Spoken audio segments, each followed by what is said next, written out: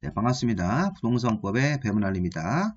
자, 오늘부터 이 35회 중개사 시험 대비 이 공법의 핵심 이론을 가지고 이 강의를 한번 해보도록 해보겠습니다.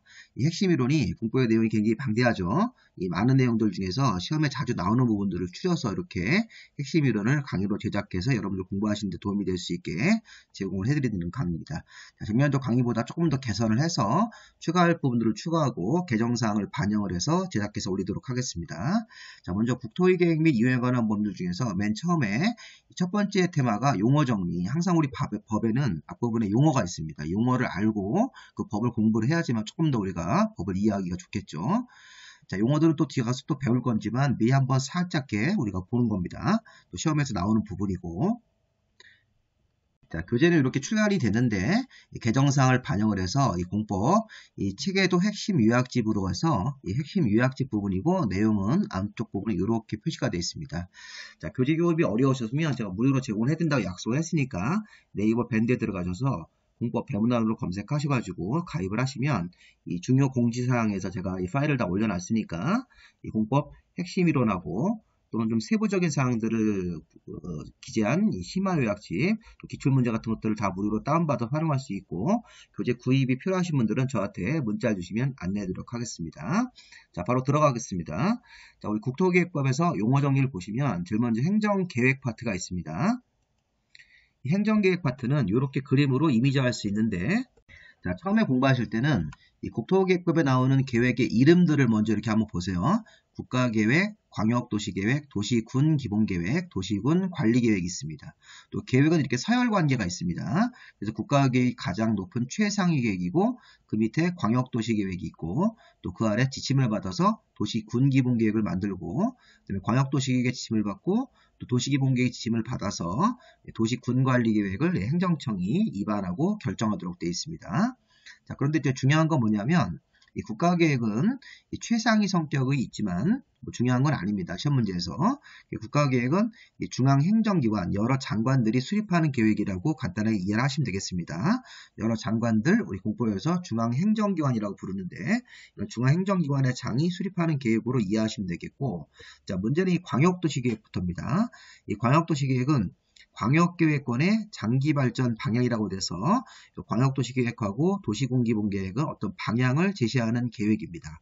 구체적으로 우리 국민들의 토지에 대한 어떤 재산권을 침해하는 계획은 아니고 이게 방향만 제시하는 계획인데 시험 문제도 출제가 됩니다. 둘 다. 그래서 우리 광역도시계획은 2개 이상 도시를 묶어서 광역계획권이라는 것을 지정을 합니다. 뒤에 가서 배우실 겁니다. 자, 서울하고 서울의 인근 도시를 이렇게 묶어서 이 광역계획권 같은 걸 정할 수도 있고 또 부산도 이렇게 인근 도시를 묶어서 이 광역계획권이라는 걸 정할 수도 있습니다. 뭐 광주든 대구든 대전이든 이런 식으로 광역계획권을 2개 이상 도시를 묶어서 그 넓은 광역계획권의 이 장기 발전 방향을 제시하는 계획이 광역도시계획입니다. 자, 도시군기본계획은 하나 용어 정리해야 되겠죠. 이 도시군이 우리 공법에서 6개의 도시를 말하는 겁니다. 서울특별시, 그 다음에 광역시, 우리나라에 광역시들이 있죠. 세종 특별자치시, 제주 특별자치도, 경기도 수원시, 뭐 충청도에 있는 천안시 같은데, 뭐 전주시 이런데, 경상도에 무슨 뭐 경산, 창원시 같은 이런 시나 군, 이런 6개의 개별 단위를 우리 공부에서 도시라고 부릅니다. 도시가 도시군입니다. 같은 말입니다. 특별시, 광역시, 자치시와 자치도, 시군, 이렇게 관할도시 안에서 장기적인 발전 방향을 제시하는 계획이 도시 기본계획이 되는 거죠. 자, 새로 개정된 게 조금 있는데 별로 중요한 건 아니고, 이 도시 군기본계획은 개별 도시 안에서 수립하는 장기적인 발전 방향을 위한 수립하는 계획도 되고 여기 생활권이 추가돼가지고 도시의 일부 지역을 생활권으로 잡아서 거기에 대해서도 장기 발전 방향을 수립하는 계획이라고 조금 개정이 됐습니다. 이것도. 그런데 중요한 거는 이렇게 각자 개별 도시에 대해서 이 장기적인 발전 방향을 제시하는 계획은 도시 군기본 계획이고 2개 이상 도시를 묶어서 광역계획권을 정하고 거기다 장기적인 발전 방향을 세워주는 계획이 광역도시계획이 되는 겁니다. 자, 그리고 광역도시계획의 지침을 받고 도시기본계획의 지침을 받아서 이 도시관리계획이라는 계획을 행정청이 입안을 해서 결정하도록 되어 있습니다. 자, 이 도시관리계획은 또 도시라고 또 앞에 붙어 있으니까 자, 이렇게 6개의 개별 도시, 특별시와 역시 자치시와 자치도 시, 군, 요 개별 도시별로 개발, 정비, 보전을 위해 수립하는 계획이라서 이거는 도시기본계획하고는 차이가 있죠. 이거는 장기적인 발전 방향을 제시하는 계획인데 미래에 대한 청사진을 제시하는 계획인데 그 도시기본계획의 지침을 받아서 각자 개별 도시를 새로 개발도 하고 낡은 데가 있으면 정비도 해야 되죠. 재건축, 재개발 같은 거. 또 환경을 위해서 보전, 이렇게 실행하기 위한 실천 계획이 도시관리계획입니다. 6개의 개별 도시를 개발, 정비, 보전하는 계획이 도시관리계획이다. 자, 방향을 제시하는 계획은 도시기본계획이고요. 각자 개별 도시에 대해서. 자, 그런데 이제 개정된 게 이제 눈에 우리 보이죠. 자, 도시관리계획은 이렇게 1번, 2번, 3, 4, 5, 6번까지 있었는데 6번에 입지규제 최소구역 제도가 폐지가 되고 이렇게 도시혁신구역, 복합용도구역, 도시계획시설, 입체복합구역이 새로 신설됩니다. 언제부터? 24년 8월 7일부터입니다. 개정된 내용을 반영을 해서 6번은 이제 입지규제 최소구역은 없애버리고 도시혁신구역, 복합용도구역, 도시계획시설 입체복합구역이라는 것이 새로 신설됐습니다. 요거를 넣어서 이 도시관리계획으로 이렇게 도시관리계획이 이렇게 도시를 개발, 정비, 보전하기 위한 계획인데 총 8가지 내용으로 구분을 해서 이 계획이 결정됩니다. 그래서 1번 도시관리계획이 결정되면 토지 위에 가장 기본적으로 용도 지역, 용도 지구라는 것을 지정 변경을 합니다. 이렇게 지정 변경을 하면 토지 소유자가 이 토지를 마음대로 사용할 수가 없는 것이죠. 자, 용도 지역은 뒤에 가서 배울 건데 이게 21종류가 있습니다. 일종 전용 주거지역부터 해가지고 무슨 뭐 상업지역도 있고 공업지역, 녹지지역 이렇게 또는 뭐 관리지역도 있고 여러 가지가 있는데 이 용도지역 자체가 21가지라고 뒤에 가서 배울 거니까 토지의 가장 기본적인 용도를 관청이 정하는 겁니다. 여기는 주거용으로 써라, 여기는 상업용으로 써라, 여기는 또 공업용으로 써라, 공장 같은 거 지으라고, 여기는 공원이나 녹지로 남겨둬라, 이렇게 또 뭐 관리지역, 농사 짓는 땅의 농림지역 이런 식으로 용도지역을 21가지로 구분해서 토지의 용도를 정해주는 것이죠. 그리고 용도지역에다가 추가적으로 이 9가지 형태의 용도지구를 추가적으로 필요하면 정할 수도 있습니다. 그러면 용도지역과 용도지구를 지정 변경하는 것이 바로 1번 도시관리계획으로 결정하는 사항이다. 이렇게. 자, 2번 도시관리계획은 용도구역이라고 해서 용도구역이 4가지가 있습니다. 자, 용도지역 위에다가 추가적으로 용도구역을 정할 수도 있습니다. 그래서 우리 개발제한구역, 도시자연보호구역, 시가와 조정구역, 그 다음에 수산자원 보호구역이라는 게 있는데 앞글자를 따서 우리가 개도, 시수 이렇게 개발제한구역, 도시자연보호구역, 시가조정구역, 수산자원 보호구역을 정하면 기존의 용도지역 규제가 좀 더 강화됩니다. 그래서 용도지역 위에 용도구역 같은 거 뭐 개발제한구역 들어오면 개발행위가 제한되기 때문에 토지 소유자가 경제적으로 나쁜 거 규제가 강화되는 것입니다. 자, 그런데 이번에 이제 입지규제 최소구역은 아까 제가 폐지가 됐다고 말씀드렸습니다. 이 8월 7일부터 폐지가 되는 거죠. 그러면 새로 생긴 게 뭐냐면 도시혁신구역, 용도지역 위에 도시혁신구역을 정하고 도시혁신계획을 만들어서 규제를 이건 또 완화하는 겁니다. 6, 7, 8번은 새로 생긴 게 규제를 완화하는 거죠. 요즘에 이제 경기가 좀 어려우니까 경기를 좀 활성화하기 위해서 기존의 용도지역 위에다가 도시혁신구역, 복합용도구역, 도시계획시설 입체복합구역을 정해서 규제를 완화하기 위한 용도구역 3가지를 만든 겁니다. 그래서 용도구역이 요 2번에 있는 개도, 시수, 개발제한구역, 도시자연보호구역, 시가조정구역, 수산자원보호구역은 기존 용도지역 규제를 보다 강화하는 형태로 들어가는 거고 도시혁신구역, 복합용도구역, 도시계획시설 입체복합구역이라는 걸 정하면 기존 용도지역 규제를 완화하는 것이다. 이렇게 생각하시면 되겠습니다. 뒤에서 따로 배울 겁니다. 그리고 3번 기반시설의 설치, 정비, 개량이 도로, 공원, 학교, 상하수도, 뭐 철도 같은 것들 이런 각종 기반시설을 설치하는 건 중요하기 때문에 어느 위치에다가 어떤 규모로 설치할 건지 또 사업시행자가 누군지 이런 거에 대해서 이 도시관리계획을 결정을 해가지고 기반시설을 설치하도록 되어 있고 또 도시에서는 새로운 신도시 사업, 도시개발사업이라는 게 신도시입니다. 논밭이면을 신도시로 개발하는 사업, 그 다음에 기존의 구도시를 재건축, 재개발로 정비하는 사업 이런 것들도 어디다가 사업을 할 건지 별도로 이렇게 정해야 되기 때문에 이 4번 도시관리계획을 결정을 해서 위치와 규모, 사업시행자를 정한 다음에 사업을 시행하는 것입니다.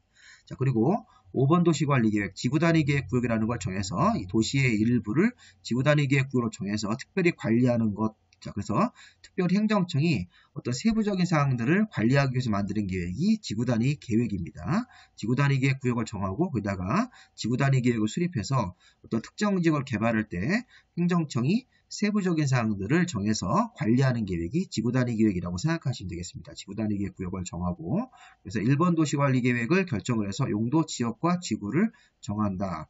2번 도시관리계획으로 용도 구역 4가지 형태를 정하고 변경할 수 있습니다. 3번 도시관리계획 기반시설의 설치, 4번 도시관리계획 도시개발사업 정비사업을 시행하는 것, 5번 지구단위 계획 구역을 정하고 지구단위 계획을 수립해서 그 특정 지역을 행정청이 특별히 관리하는 장소, 지구단위 계획을 수립해서 자, 도시혁신구역을 정해서 도시혁신계획을 만들어주고 복합용도구역을 정하고 복합용도계획을 만들어서 기존 용도적 규제를 보다 완화할 수 있습니다.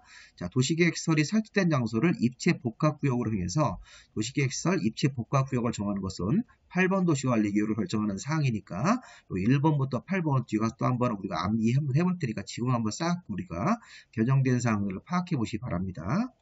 자, 다음.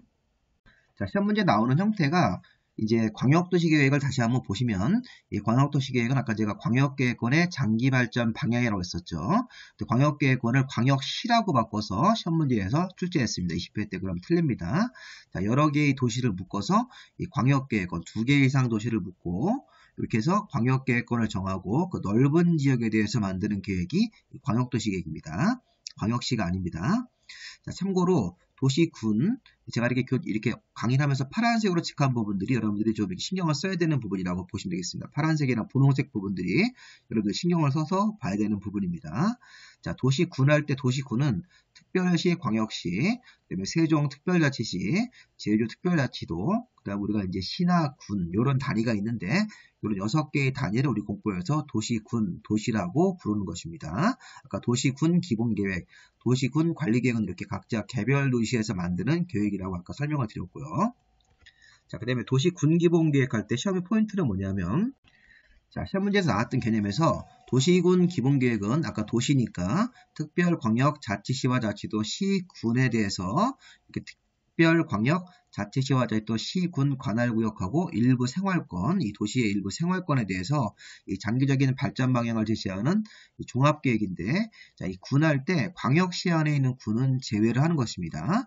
자, 우리나라 행정구역상 도 아래 군도 있고, 또 인천광역시 같은데 강화군 같은 게 있는데, 자, 광역시는 요 안쪽에 이렇게 앞에 도시로 잡혀있기 때문에 광역시 안에 있는 군은 여기서 군할 때 빼라는 얘기입니다. 그래서 도 아래에 있는 군만을 말하는 겁니다. 그래서 자, 도시군 기본계획은 특별광역자치시와 자치도 시군 할 때 광역시 안에 있는 군은 제외하고 이 군을 개념을 잡습니다. 이렇게 6개의 도시에 대해서 이렇게 장기적인 발전 방향을 제시하는 종합계획이 도시군 기본계획이고, 자, 도시군 기본계획의 성격은 여기 추가하는 내용들은 우리 교재에 없는 내용인데 추가적으로 보시라는 겁니다. 자, 도시군 기본계획은 자기보다 밑에 있는 도시관리계획 수립에 지침이 되는 계획이니까 가볍게 한번 좀 보시 바랍니다. 자, 시험 문제에서 도시군기본계획은 광역도시계획 수립에 지침이 되는 계획이다 이러면 틀립니다. 기출문제에서 한번 나왔던 개념입니다. 자, 그 다음에 도시군관리계획 앞에서 봤었죠. 이거 시험 문제에서 여러 번 나오고 뭐 최근에는 조금 안 나오지만 여러 번 출제가 됐던 것입니다.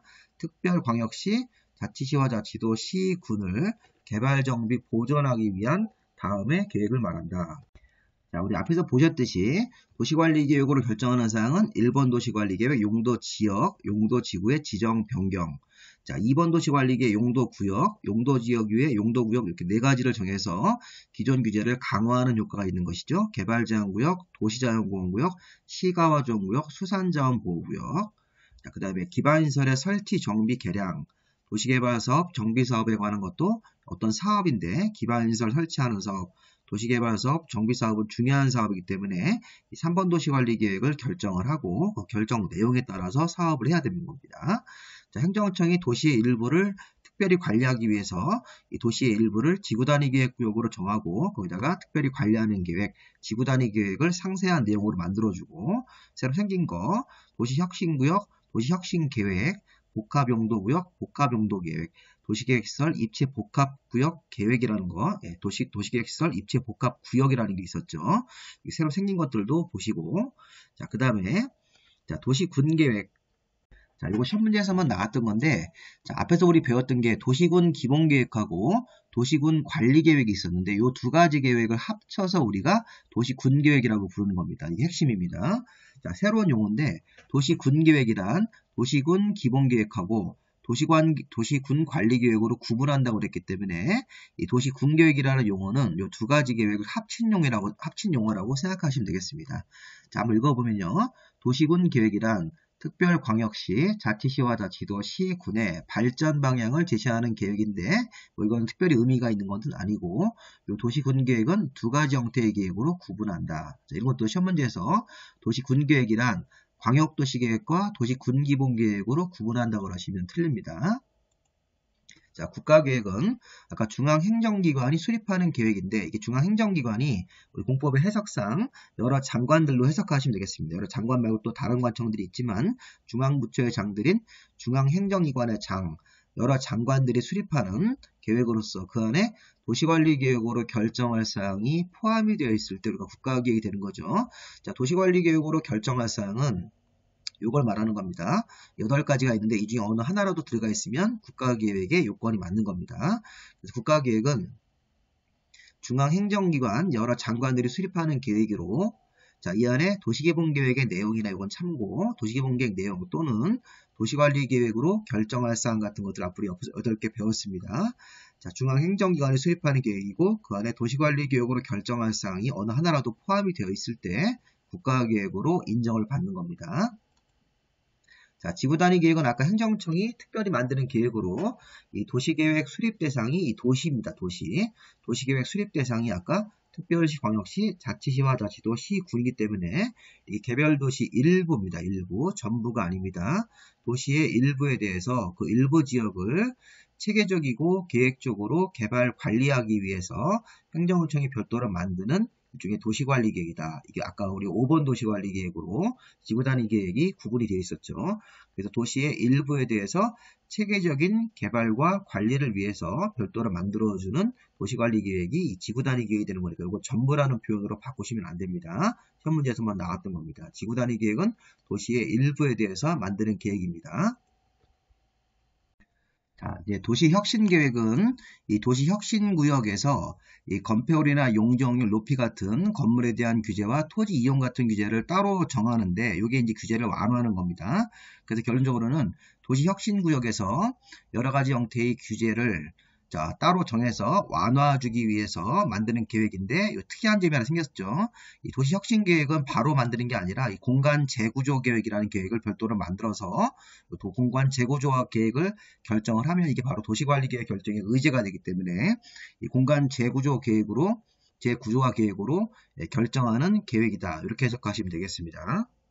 자, 그래서 다시 한번 보시면 이 도시혁신계획은 도시혁신구역이라는 용도구역을 정하고 그 안에서 기존에 있는 용도지역의 토지 이용이나 건폐율이나 용적률 같은 각종 규제를 보다 따로 정해서 완화주기 위해서 만드는 계획인데 이 계획을 만들 때는 형식이 공간 재구조화 계획이라는 계획을 별도로 결정을 해서 요 또 도시혁신구역이라는 걸 정하고 도시혁신계획을 만들도록 되어 있으니까 이 별도의 계획을 만들어서 이 계획을 결정을 하면 도시혁신구역이 지정되고 도시혁신계획이 수립이 되는 거니까 자, 어쨌든 핵심은 도시혁신계획은 도시혁신구역에서 만드는 계획이다. 목적은 이렇게 규제를 따로 정해서 별도로 완화해주기 위해서 그리고 이 계획 같은 거를 만들 때는 도시혁신계획이나 도시혁신구역을 지정하거나 이 계획을 만들 때는 공간 재구조화 계획을 별도로 결정을 해야 된다. 이렇게 법이 개정되었습니다.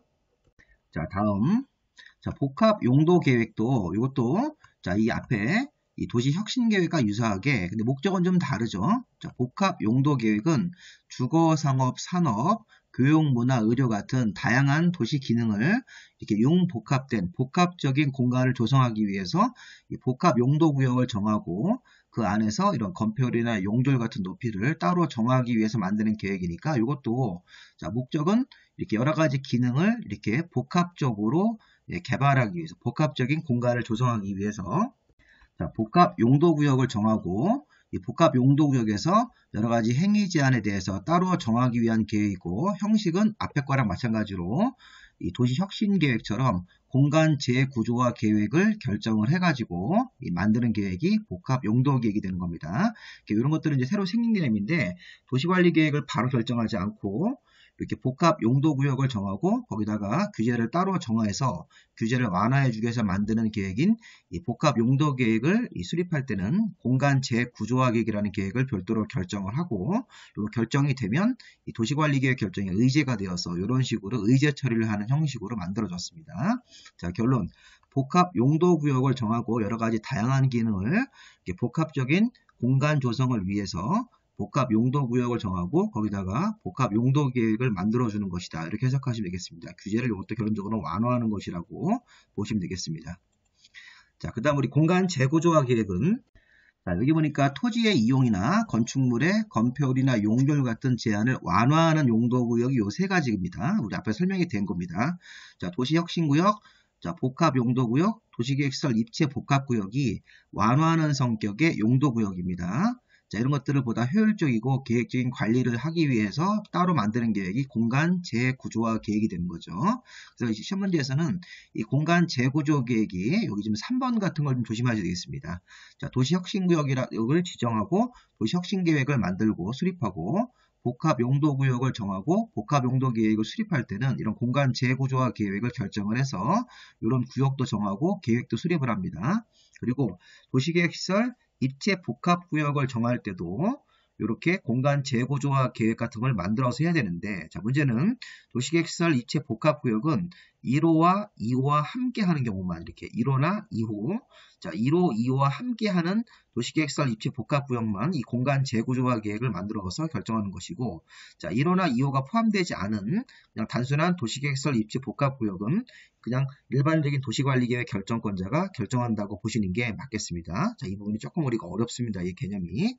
자, 그래서 도시혁신구역, 도시혁신계획, 복합용도구역, 복합용도계획, 도시계획시설 입체 복합구역이 1호와 2호 이런 것들이 이렇게 같이 함께 이루어지면 이 공간 재구조화 계획 같은 것들을 결정을 해서 이런 구역도 정하고 계획도 수립합니다.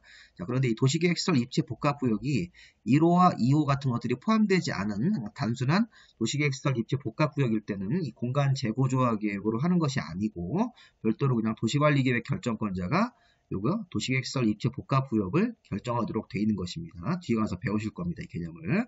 자, 일단 요 세 가지 형태가 공간, 요 세 가지 형태의 구역, 계획 이런 것들을 지정하거나 계획 같은 거 수립할 때 우리 공간 재구조화 계획을 결정하도록 되어 있는 것입니다.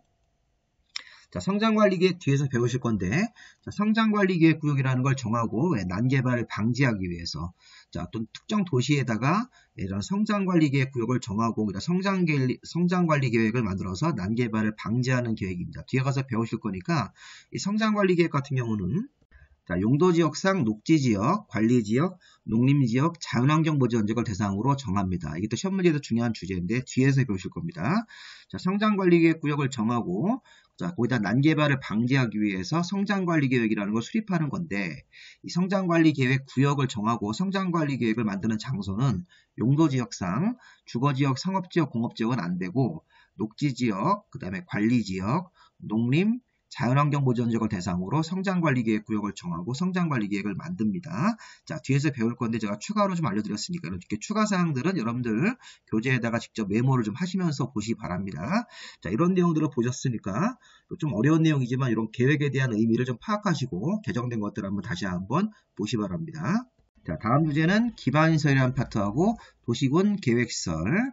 자, 기반시설은 도로, 공원, 시장, 학교 같은 여러 가지 다양한 도시 주민들의 생활이라든가 도시기능 유지를 위한 시설들인데 자, 시험 문제에서는 이게 7종류가 있습니다. 이게 구분하는 게 시험 문제에서 포인트입니다. 자, 시험 문제에서 여러 번 출제가 됐습니다. 자, 기반시설에서는 도로나 철도, 항만, 공원 같은 교통시설들이 있고 자, 광장이나 공원, 녹지같이 우리가 휴일에 우리 시민들이 놀러가는 공간시설들 자, 수도, 전기, 가스 같은 가정으로 공급하는 유통, 공급시설들 그 다음에 학교나 공공청사, 문화시설 같은 공공문화, 체육시설들 자, 우리 자, 여름에 비가 많이 오면 하천에서 물이 많이 내려가죠. 하천, 유수지, 저수지 같은 것들이 물난리를 예방하는 방제시설들 자, 장사, 도축장, 종합의료 같이 사람이 죽었을 때 처리하는 장사시설, 화장장 같은 것들 말하는 겁니다. 화장장, 뭐 묘지 같은 것들이죠. 자, 우리 가축을 도축할 때 도축장, 종합의료시설 같은 이런 죽음과 돌아가시는 거랑 관련된 것들은 이 보건위생시설에서 처리하십니다. 돌아가신 분들, 우리 가축을 도축할 때 종합의료시설에서 병원에서 돌아가신 분이 계시니까 이 보건위생시설이라는 기반시설로 분류가 되어 있습니다. 자, 하수도, 폐기물 처리, 재활용시설, 폐차장 같은 것들은 우리 환경을 깨끗하게 관리하기 위한 환경 기초시설인데, 자, 시험 문제에서 여기 방제시설, 보건위생, 환경 기초가 중요하죠. 자, 우리 하천이나 유수지를 환경 기초시설이다 이렇게 바꿔 쓰면 안 됩니다. 또 하수도라든가 폐기물 처리시설, 재활용시설, 폐차장을 방제시설이다 이렇게 바꾸시면 안 됩니다. 은근히 헷갈립니다. 하수도는 방제시설로 분류한다 이렇게 문제를 출제합니다. 이런 것들이 다 그런 형태의 문제들입니다. 자, 공부하실 거는 이 5, 6, 7번을 좀 잘 보세요. 자, 하천이나 유수지, 저수지 같이 물난리 같은 재해를 예방한다. 이렇게 방화, 화재, 방풍, 방수, 사방, 모래의 피해를 막는 그런 사방 설비 같은 것들은 다 이게 방제시설이 되는 거죠.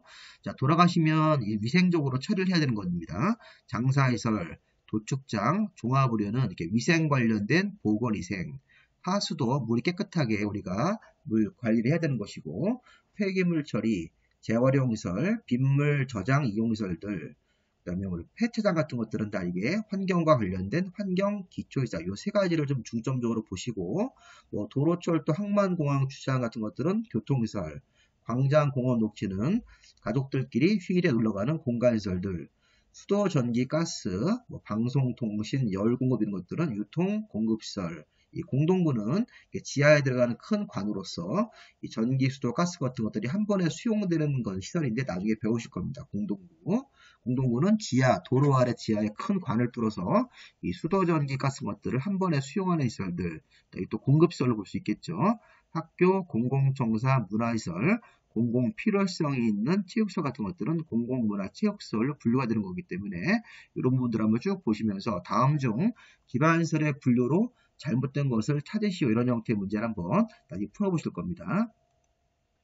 자, 그 다음에 자, 기반시설 다음에 나온 용어가 도시군 계획시설입니다. 자, 기반시설은 이렇게 7종 여러 가지 써 있는 것들, 여기 7종류가 있고, 이 개수는 이제 46가지가 있는데, 여기 써 있는 것들은 다 기반시설인데, 우리 앞에서 도시관리계획 결정의 3번상, 여기 써 있는 기반시설들 설치할 때는 굉장히 중요한 기반시설이기 때문에, 이게 도시관리계획으로 결정을 해야 됩니다. 그래서 아까 기반시설 중에서 도시관리계획, 3번 도시관리계획으로 결정이 되면 그때부터는 행정청이 도시관리계획을 결정을 해서 위치라든가 규모 이런 것들을 결정을 하면 그때부터는 이름이 도시계획시설로 바뀌는 겁니다. 자, 기반시설은 아까 도시관리계획이 결정되지 아니한 상태고 이 도시관리계획이 결정되어서 위치나 규모 이런 것들이 확정이 되면 이름이 도시군 계획시설 줄여서 도시계획시설로 바뀌는 겁니다.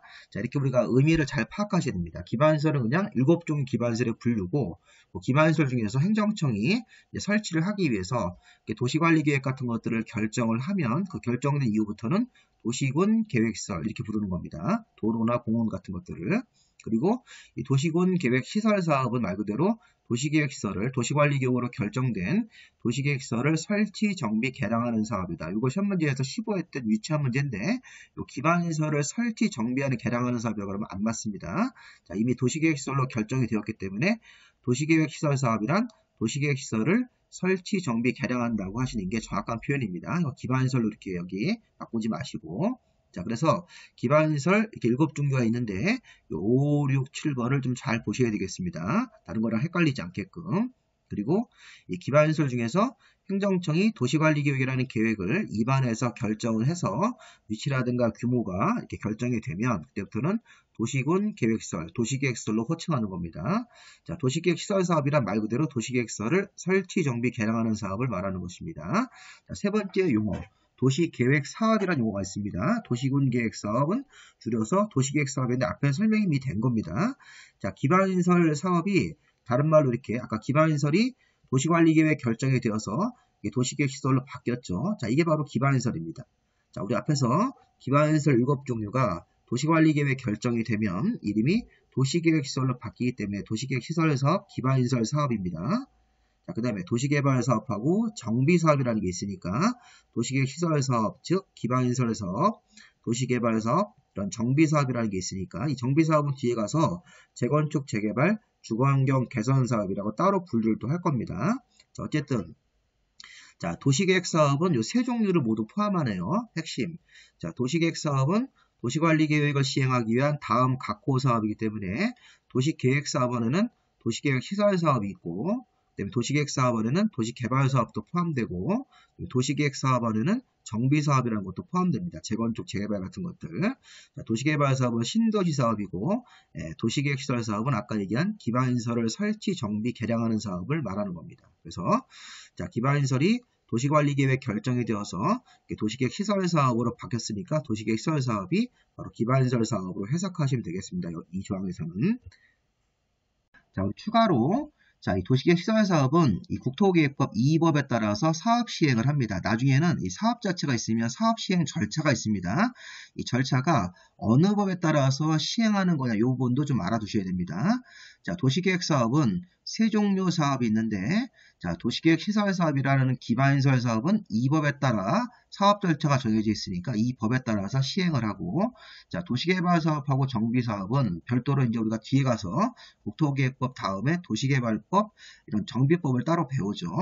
도시개발사업하고 정비사업은 이 법이 별도로 만들어져 있으니까 이 도시개발법에 따라서 시행을 하고 이 정비법에 따라서 시행하기 때문에, 자, 이 법에 따라서 도시계획시설사업을 시행하는 것도 있고, 도시개발법이나 이런 정비법에 따라서 도시개발사업이나 정비사업을 시행하는데, 이 세 가지 사업 모두 다 도시계획사업에 포함되는 겁니다. 자꾸 우리 수험생들이 있습니다. 이거 좀 공부하시다 보면 도시계획사업 세 종류가 뭡니까? 이렇게 물어보시면 대답을 못 하십니다. 이게 도시계획사업을 항상 우리가 딱 정의를 해고 계셔야 됩니다. 도시계획사업 세 종류. 자, 그 다음에 도시계획사업 시행자는 2법, 국토계획법으로 시행하는 사업도 있고, 아까 도시계획시설사업 같은 거. 자, 다른 법률, 아까 도시개발법이나 정비법에 따라서 도시개발사업이나 정비사업을 하는 시행자들을 말합니다. 자, 사업 시행자가 누군지는 뒤에 가서 각자 볼 겁니다. 도시개발법이나 정비법에 가서 각각의 도시개발사업이나 정비사업의 시행자가 누군지 보실 거고, 도시계획시설사업의 시행자도 누군지를 뒤에 가서 볼 건데, 어쨌든 이 법이나 다른 법률에 따라서 시행을 하는데 그 사업하는 시행자가 도시계획사업 시행자가 되는 것입니다. 세 종류 사업의 시행자들. 자, 이 사람이 누군지는 뒤에 가서 보셔야 됩니다. 다음은 우리 개발밀도관리구역하고 기반시설 부담구역도 추가로 보겠습니다. 여러분들 교재에다 추가적으로 좀 넣어서 관련 내용들을 좀 보시고요. 자, 개발밀도관리구역 국토계획법의 제일 마지막에 있는 건데, 이런 개발밀도관리구역은 일단 건축주한테 안 좋은 겁니다. 왜냐하면 건축주가 새로 건물을 짓는데 용적률을 50% 범위 안에서 강화를 합니다. 강화. 그래서 원래 용적률이 400%이면 그거를 낮춰서 최대 50% 강화해서 200%까지만 짓는 겁니다. 건물이 반으로 작아지는 거죠. 그럼 이런 거를 왜 하는 거냐면 장소가 자, 용도지역상 주거지역, 상업지역, 공업지역에서 합니다. 주거, 상업, 공업지역이면 기존 주택가, 기존 상가지대, 기존 공장지대에서 기반시설이 부족이 예상되는데 더 이상 설치가 곤란하다. 도로나 공원이나 학교 같은 것들이 부족이 예상되는데 더 이상 설치가 곤란하면 이거를 개발밀도관리구역을 정하고 그 이후에 새로 건물 짓는 사람들은 용적률을 50% 범위 안에서 강화 적용받는 것이다. 자, 시험의 포인트는 완화 그러시면 안 됩니다. 강화하는 것입니다. 50% 범위 안에서 강화. 자, 그리고 장소는 주거, 상업, 공업 지역에서만 합니다. 녹지 지역이나 관리 지역, 농림, 자연환경 보전 지역은 아닙니다. 주거, 상업, 공업 지역에서 기반시설이 부족이 예상되는데 더 이상 설치가 곤란하다. 그러면 용적률을 이렇게 원래는 건폐율 또는 용적률을 대통령령으로 비율을 정해서 강화하는 건데 현행 대통령령에는 건폐율에 대한 숫자는 없기 때문에 그냥 용적률만 50% 범위 안에서 강화한다고 생각하시면 되겠습니다. 시험의 이 포인트입니다. 주거, 상업, 공업 지역에서 용적률을 50% 강화하는 곳, 자, 이렇게 할 목적으로 정하는 게 개발밀도 관리구역이 되는 겁니다. 이 개발밀도가 용적률로 보시면 되겠습니다. 자, 관리한다는 말은 50% 강화하는 곳이고, 자, 그 다음에 이제 기반시설 부담구역은 이건 건축주한테 좋은 곳입니다. 자, 기반시설 부담구역은 개발밀도 관리구역과 중복되면 안 됩니다. 그래서 개발밀도 관리구역 외의적으로 나가서 신규 개발, 신도시로 개발하면 우리 행정청이 도로, 공원, 녹지, 학교, 대학교는 제외한 학교죠. 초중고등학교 같은 거. 자, 그런 학교를 말하는 거죠. 대학교는 제외하고. 그래서 우리가 신도시 개발하면 거기에는 도로, 공원, 녹지, 수도, 하수도 이런 폐기물 처리 같은 것들이 설치가 돼야 되는 것이죠. 그래서 그걸 의무적으로 기반시설을 설치하거나 용지를 확보하기 위해서 이런 기반시설 부담구역을 정하는 것입니다. 우리 과거에는 난개발, 우리 80년도나 90년도에 신도시 개발할 때는 이런 기반시설 없이 아파트 같은 것만 져가지고 난개발 같은 것들이 막 문제가 됐었죠. 그런 거를 이제 방지하기 위해서 이렇게 기반시설 부담구역이라는 걸 정해서 여러 종류의 기반시설들을 의무적으로 설치하는 곳입니다. 이렇게 신도시 개발할 때는 기반시설 부담구역을 정해서 기반시설부터 먼저 의무적으로 설치하는 곳, 이게 기반시설 부담구역이고, 시험의 포인트는 설치되는 기반시설 종류에 대학교가 들어가시면 안 됩니다. 기출문제 나왔던 것이고, 그리고 이 기반시설 부담구역은 개발밀도 관리구역과 중복되지 않게 외의 지역으로 나가서 신규 개발 같은 거 할 때는 기반시설 부담구역 대상이 됩니다.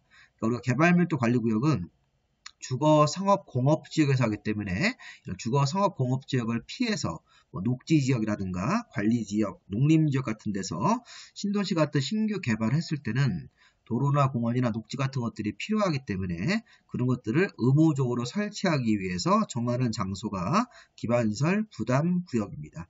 자, 개발밀도관리구역, 기반시설 부담 두 가지 개념을 잘 잡으시고요. 자, 또 하나 중요한 사실, 얘는 용도구역이 아닙니다. 우리 앞에서 배웠던 도시관리계획으로 결정하는 용도구역에는 들어가지 않습니다. 끝에가 구역이라고 하더라도 이거는 용도구역이 아니라 그냥 용적률을 50% 강화하는 구역입니다. 개발밀도관리구역이고, 기반시설 부담구역도 기반시설을 신도시 개발 같은 거 했을 때 여러 종류의 기반시설 등을 의무적으로 설치하기 위해서 정하는 구역이지 용도구역으로 정해서 기존 규제를 강화하고 이런 건 아닙니다. 자, 그 다음은 이제 국가계획, 광역도시계획, 도시기본계획과의 관계 참고로 보시겠습니다. 자, 광역도시계획 앞에서 우리 배웠죠. 자, 도시군계획. 아까 도시군계획은 두 가지 계획으로 구분했습니다. 도시기본계획하고 도시관리계획으로. 그래서 광역도시계획하고 도시군계획은 국가계획이란 최상위 계획에 부합해야 되고, 그리고 광역도시계획 내용과 도시군계획 내용이 국가계획하고 다르면 국가계획이 항상 우선하는 것입니다. 이런 것들도 은근히 시험 문제에서 많이 다룹니다. 국가계획이 최상위 계획의 성격이 있습니다. 그래서 광역도시계획과 도시군계획 내용이 국가계획과 다를 때는 항상 국가계획이 우선합니다. 자, 이번에는 광역도시계획과 도시기본계획과의 관계. 자, 광역도시계획이 수립되어 있는 지역에서 도시기본계획 같은 걸 만들 때는 도시기본계획이 광역도시계획보다 밑에 있는 계획이기 때문에 광역도시계획에 부합해야 되고, 도시기본계획을 만들 때 그 내용이 광역도시계획 내용에 부합해야 되고, 자, 도시기본계획 내용과 광역도시계획 내용이 서로 다를 때는 광역도시계획 내용이 항상 우선하는 것이죠. 이렇게 색깔로 표시했습니다. 자, 도시기본계획 내용은 광역도시계획에 부합해야 되고, 도시기본계획 내용이 광역도시계획 내용과 다를 때는 항상 광역도시계획이 상위계획이기 때문에 그 광역도시계획 내용이 도시기본계획 내용보다 우선하는 것입니다. 자, 그 다음에 도시기본계획의 지위는 특별시장, 광역시장, 자치시장, 자치도지사, 시장문수가 자, 이렇게 환경, 교통, 수도, 주택 같은 부문별 계획을 별도로 만들 수 있습니다. 이 권한으로 이 6명의 특광시 군수가 자, 수도 부문계획, 이렇게 주택 부문계획, 교통 부문계획을 만들 때는 이 부문별 계획이 이 종합계획 성격인 도시기본계획 내용에 부합해야 된다. 이건 시험 문제에서 부문별 계획을 수립할 때 도시관리계획 내용에 부합해야 된다 그러면 안 됩니다. 이 부문별 계획 같은 것들은 도시기본계획 내용에 부합하게 수립을 해야 된다. 새로운 용어가 나왔죠. 부문별 계획이라는 것도 있네요. 환경, 교통, 수도, 주택 등 각 부문별 계획을 수립할 때는 도시기본계획 내용에 부합을 해야 됩니다. 자, 여기까지 마무리하시면 되겠고 한번 쭉 생각을 한번 해보세요. 공부 순서가 아까 우리 행정계획 배웠었죠. 국가계획이 있었고 광역도시계획이 있었고 도시군기본계획이 있었고 도시군관리계획이 있었습니다. 도시관리계획은 개정된 거를 감안해서 1번부터 8번 도시관리계획으로 결정을 하죠. 자, 아까 기반시설 7종류 있었죠. 그다음에 기반시설이 도시관리계획 결정이 되면 도시계획 시설이 되는 거고, 아까 도시계획사업 3종류 잊지 않으셨죠? 도시계획시설사업, 도시개발사업, 정비사업, 그 다음에 용적률 50% 강화하는 개발밀도관리구역, 신도시 개발했을 때 기반시설부터 의무적으로 만들어라. 기반시설 부담구역 같은 것들이 있었으니까 이런 네 가지 순서로 한번 정리해 보시기 바랍니다. 자, 여기까지 일단 1강 마무리했고 강의가 좀 늦었는데 제가 부전히 만들어서 올릴 테니까 여러분들 열심히 한번 공부해 보시기 바랍니다. 구독과 좋아요도 부탁드리겠습니다. 여기까지 마무리하겠습니다.